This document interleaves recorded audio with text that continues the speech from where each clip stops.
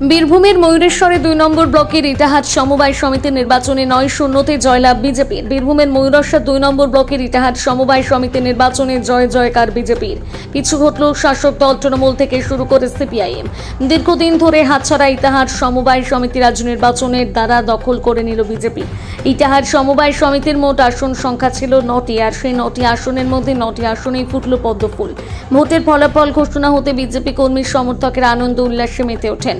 একে অপরকে গেরুয়া আবির মাখিয়ে আনন্দে মাতোয়ারা হয়ে ওঠেন বিজেপি কর্মী সমর্থকেরা। নির্বাচনের ফলাফল ঘোষণা হওয়ার শেষে সংবাদ মাধ্যমের মুখোমুখি হয়ে বোলপুর সাংগঠনিক বিজেপি জেলা সভাপতি শ্যামাপদ মণ্ডল জানান, দীর্ঘদিন ধরে ময়ূরেশ্বর 2 নম্বর ব্লকের ইটাহার সমবায় সমিতির নির্বাচন হয়নি, তাই আজকেই সমবায় সমিতির নির্বাচন ঠিকঠাকভাবে হওয়ায় 9টি আসনের মধ্যে বিজেপি 9টিতেই জয়লাভ করে। আগামী দিনে যদি নির্বাচন ঠিকঠাকভাবে হয় তাহলে প্রত্যেকটি জায়গাতে বিজেপি জয়লাভ করবে বলে আমি আশাবাদী। তিনি আরো বলেন, প্রত্যেকটি সমবায় তৃণমূল কংগ্রেস দুর্নীতির পাহাড় বানিয়ে রেখেছে। তিনি দাবি করেন, প্রত্যেক জায়গাতেই তৃণমূল কংগ্রেস ভোটের নামে প্রহসন করে, সন্ত্রাস করে, ঝামেলা করে এবং কোনো জায়গাতেই ঠিকঠাকভাবে ভোট হতে দেয় না। এবং ভোট যদি সব জায়গায় ঠিকঠাকভাবে হয় তাহলে প্রত্যেকটি জায়গাতে ভারতীয় জনতা পার্টি জয়লাভ করবে। শ্যামাদা বলছি, দীর্ঘদিন ধরে এখানে ভোট হয়নি, আজকে যে সুফল, যে রেজাল্ট পেয়েছেন আপনারা, কতটা খুশি?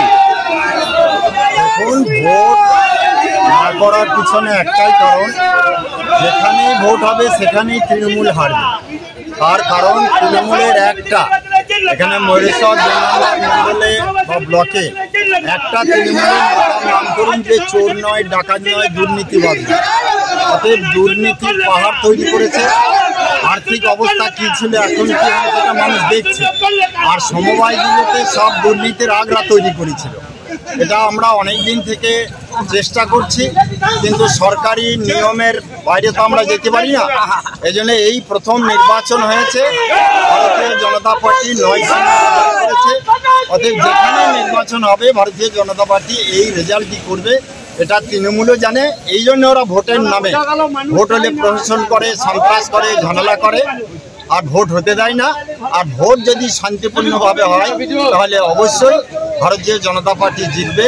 আজকে এই এলাকার সাধারণ মানুষকে আমরা ধন্যবাদ জানাচ্ছি যে পিসফুলি প্রত্যেক মানুষ নিজের নিজের ভোট দিতে পেরেছে। কোনো ডিস্টার্ব নেই, কোনো গণ্ডগোল নেই, সবাই সৌহার্দ্যপূর্ণ অবস্থানে নির্বাচন করেছে।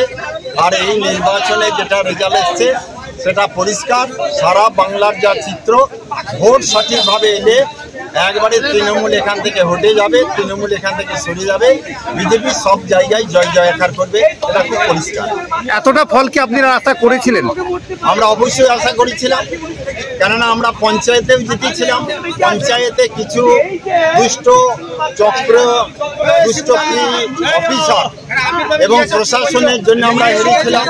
তৃণমূলের নেতাদের কোলকেই তারা তামাক টেনেছিল, আর তাদেরকে জেতাবার জন্য অনেক পরিকল্পনা করেছিল। তাছাড়া আমরা এখানে পঞ্চায়েত ভোটেও আমরা জিতেছিলাম।